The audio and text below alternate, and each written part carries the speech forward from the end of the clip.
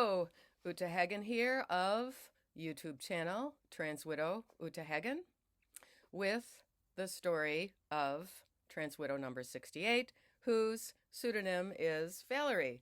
I'm also here with Larka Sending Rosebuds and my, foundling. I call them the Dolores foundlings because they were here, I discovered. And also another rose, which can take a little bit of shade, called New Dawn. And it's this very pale pink. So, oh, the rest of the bouquet I'm not going to show because it is starting to lose a lot of petals. Back here we have a mixed bouquet with a mix of, my garden flowers and kind of from what I call my meadow beds, as well as my dahlia, Mystic Spirit, the first one to bloom yet.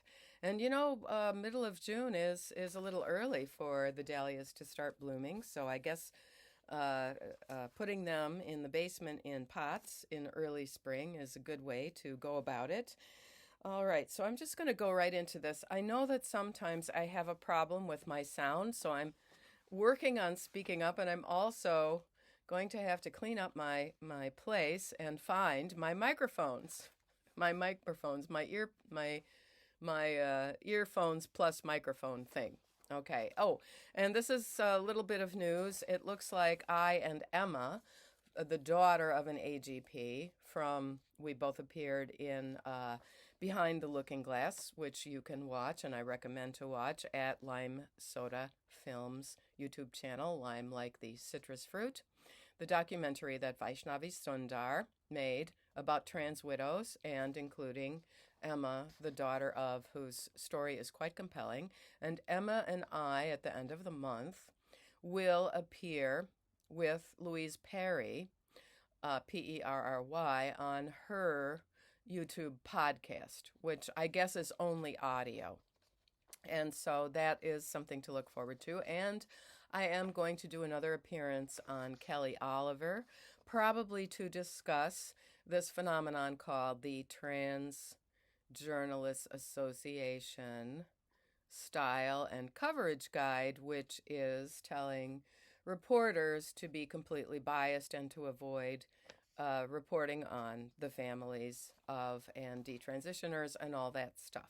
So now that the wheels seem to be turning on the entire diagnosis as a concept and the entire so-called affirmative care as an approach to a psychiatric illness, I think it's important to see this Trans Journalists Association as one of the forces that got us to this place where some people in that field are admitting that it looks like after something like a decade, there is, in fact, a 30% at least detransition rate after these irreversible treatments.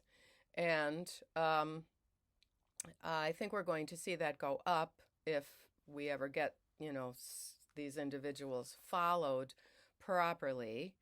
And I think that we are seeing more on the irreversible harms, which include incontinence and the risks of, heart disease, pulmonary embolism, and all this from the wrong sex hormones. So here we are, Valerie.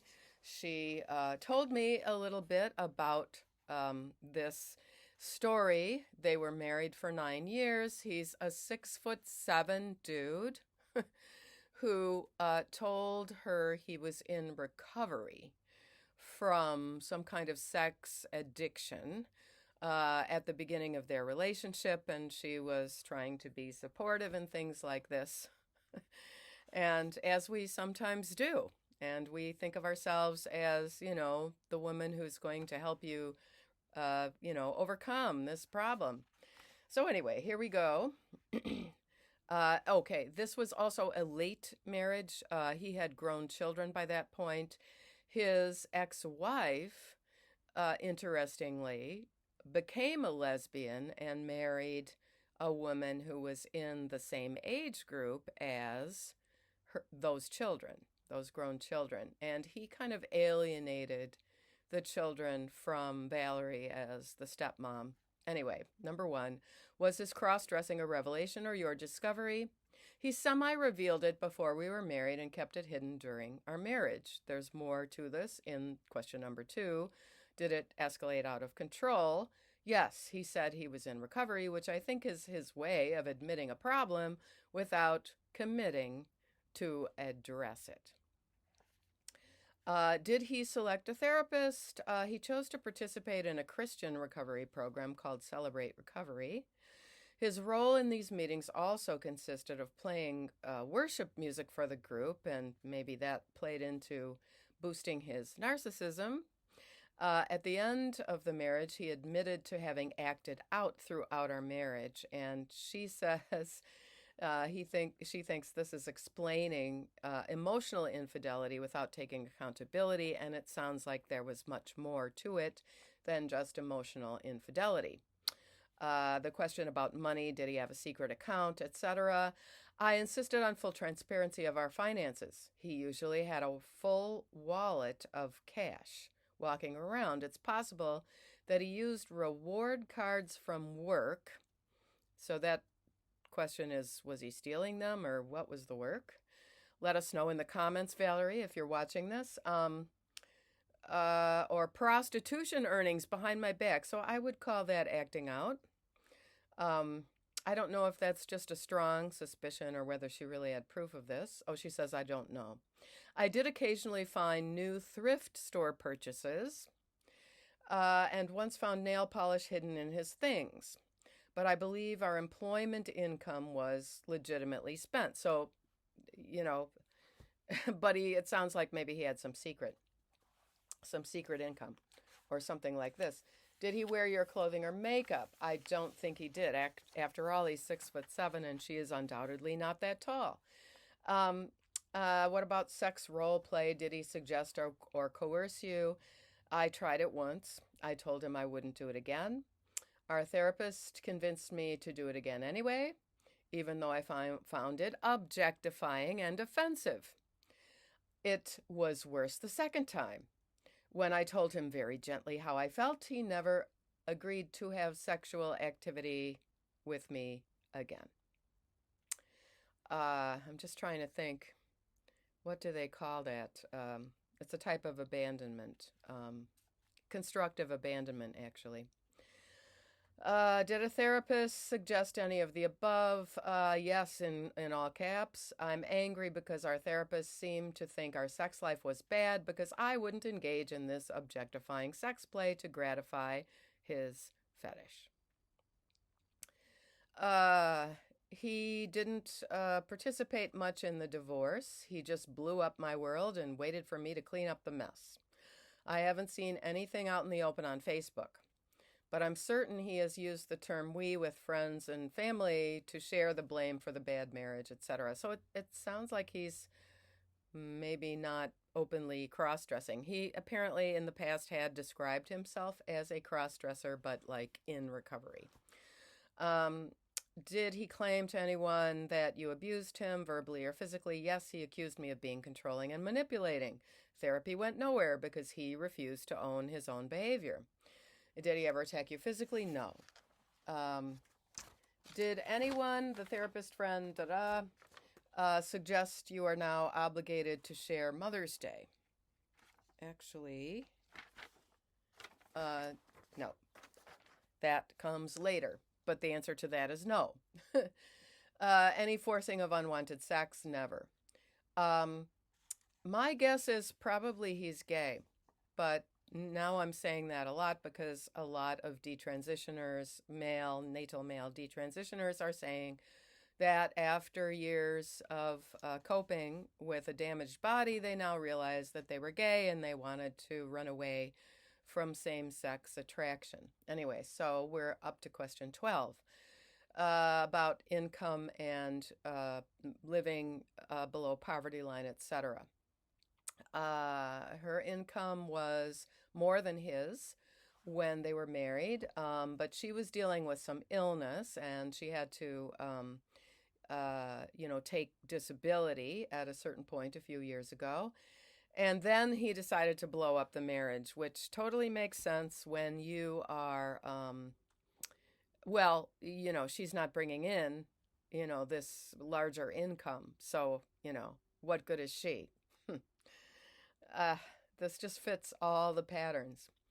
He thought he could just split the assets with me and I would magically be okay living on my own. And she had to wait a couple of years until the Social Security disability thing came in for her for health benefits. And she says, I walked on a tightrope through the divorce and was able to achieve a decent settlement out of him. And considering how hard she tried to help him, recover mental stability, she deserves something out of this. Did anyone suggest, members of the clergy, for example, of the trying to stay in it, for the sake of the family? She says, thankfully, no.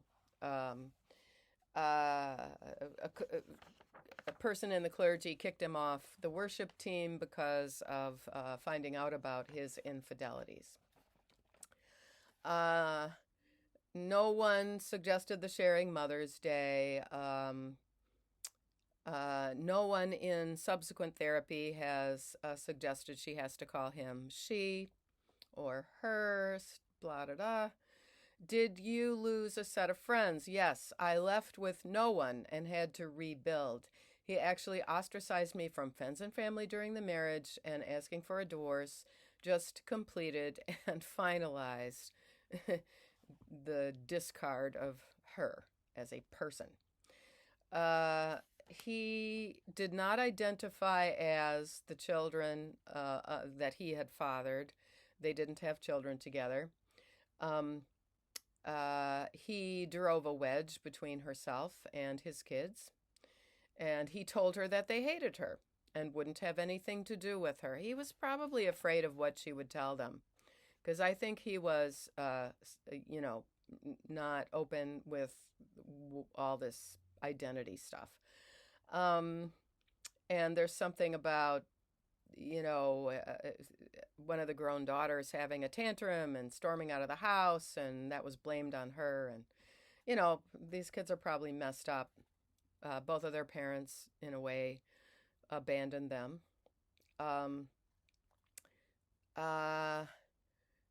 She doesn't even know too much about his relationship with them, and she doesn't know anything about whether at this point later he is co-opting the mother of his children's experience of childbirth, or asking his children to say some version of mother for him. So, that's Valerie, trans widow, number 68. Please do go outside, plant the flowers, stop and smell them, and count the butterflies. And I had two today, an eastern tiger swallowtail and my first great spangled fritillary. Be sure to go to my nature shorts playlist and look up those butterfly videos. And please do like, subscribe, and share. We are growing. And please do comment, because I had a few days when something happened. It wasn't me, but somebody working over at YouTube turned off the ability for people to do comments. So, and I think that I'm shadow panned, like most of us who, post the truth. So, thank you.